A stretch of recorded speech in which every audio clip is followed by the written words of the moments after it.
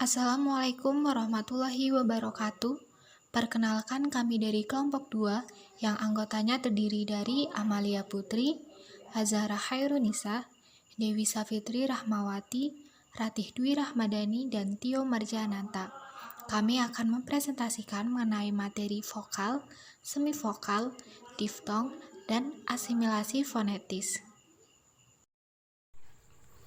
Baik, yang pertama adalah pengertian vokal. Vokal adalah bunyi bahasa yang dihasilkan dengan getaran pita suara dan tanpa penyempitan atau hambatan dalam saluran suara di atas glotis. Vokal dapat digolongkan berdasarkan beberapa jenis.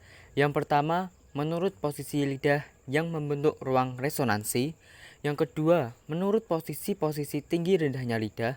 Yang ketiga, menurut peranan bibir dalam pengucapan vokal. Yang keempat, menurut lamanya posisi alat-alat bicara dipertahankan. Sedangkan yang kelima adalah menurut peranan rongga hidung. Berikutnya adalah menurut posisi lidah yang membentuk ruang resonansi.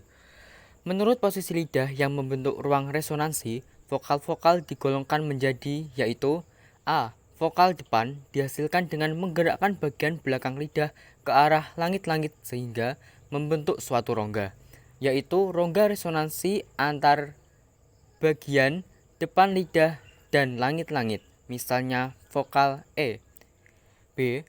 Vokal tengah dihasilkan dengan menggerakkan bagian depan dan bagian belakang lidah ke arah langit-langit, sehingga terbentuk suatu rongga yang menjadi ruang resonansi di antara bagian tengah lidah dan langit-langitnya. Sedangkan C, vokal belakang dihasilkan dengan menggerakkan bagian depan lidah ke arah langit-langit, sehingga terbentuklah suatu rongga sebagai resonansi bagian belakang lidah dan langit-langit, misalnya vokal A. Menurut posisi tinggi rendahnya lidah. A. Vokal tinggi atau atas yang dibentuk apabila rahang bawah merapat ke rahang atas, misalnya I dan U. Vokal madya atau tengah yang dibentuk apabila rahang bawah menjauh sedikit dari rahang atas, misalnya E dan O. C. Vokal rendah yang dibentuk apabila rahang bawah diundurkan lagi sejauh-jauhnya, misalnya A. Menurut peranan rongga hidung, A. Vokal sengau adalah vokal yang waktu mengucapkannya seluruh arus udara keluar melalui rongga hidung. B. Vokal mulut adalah vokal yang keluar dari rongga mulut.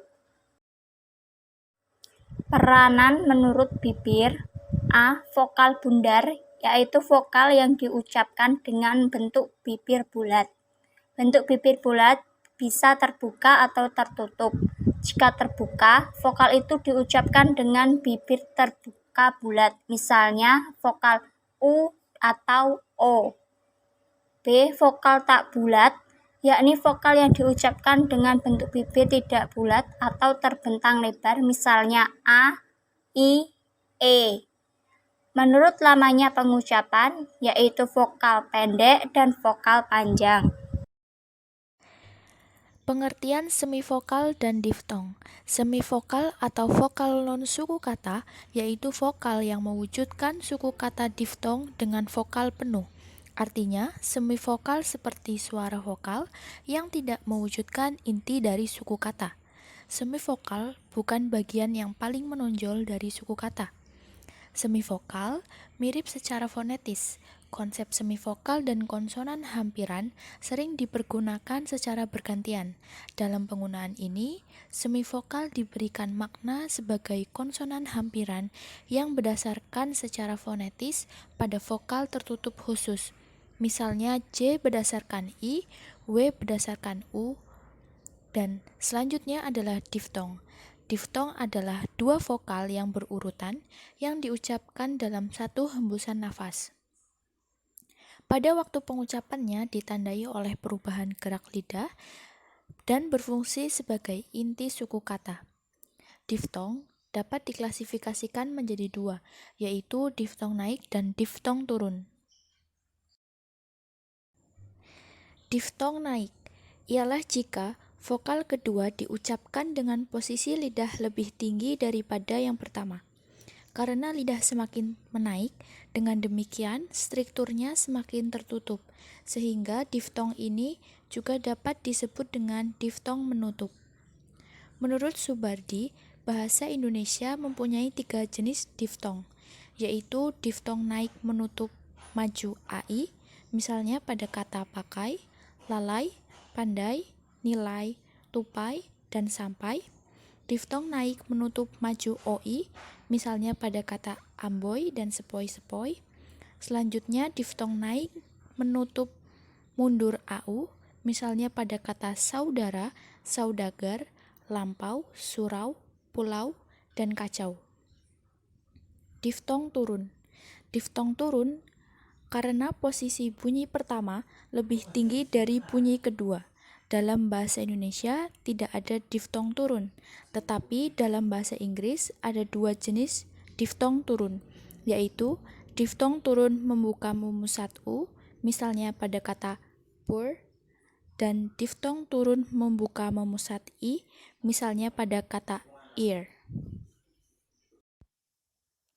Asimilasi fonemik. Asimilasi adalah peristiwa berubahnya sebuah bunyi menjadi bunyi yang lain akibat dari bunyi yang ada di lingkungannya, sehingga bunyi itu menjadi sama atau mempunyai ciri-ciri yang sama dengan bunyi yang mempengaruhinya. Asimilasi dapat diklasifikasikan menjadi beberapa jenis.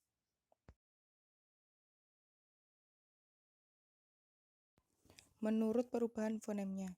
Menurut perubahan fonemnya dibagi menjadi 2, yaitu asimilasi fonetik dan asimilasi fonemis. Asimilasi fonetik yaitu penyesuaian bunyi dengan bunyi lain, tapi dengan mempertahankan fonem yang sama. Dalam asimilasi fonetis, tidak terjadi perubahan fonem, melainkan yang berubah ialah pengucapan tanpa mengubah identitas fonem. Asimilasi fonemis terjadi penyamaan bunyi yang disertai dengan perubahan identitas fonem. Menurut tempat dari fonem yang diasimilasikan. Menurut tempat dari fonem yang diasimilasikan ada 2, yaitu asimilasi progresif dan asimilasi regresif. Asimilasi progresif adalah pengaruh yang bergerak dari kiri ke kanan atau ke depan. Sedangkan asimilasi regresif adalah pengaruh yang bergerak dari kanan ke kiri atau ke belakang. Demikian adalah presentasi dari kelompok kami.